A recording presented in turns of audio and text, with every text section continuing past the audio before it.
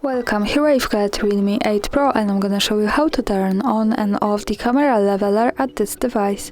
So at first we have to tap on a camera button to open it, and for now we are in the standard photo mode. From here let's go to the right corner to this button. When we pick it, we can open the advanced camera settings.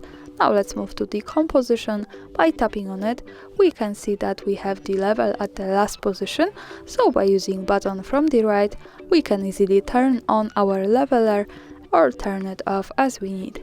Now let me keep this turned on and let's move back to the camera preview. Here it appears at the center.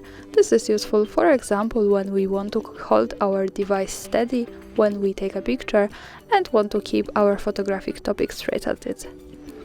And of course, when we don't need it, we have to go back to the right corner, then to the composition, and use this button to turn it off. So for now in the preview, the leveler has gone. And that's all. Thanks for watching, subscribe our channel and leave the thumbs up.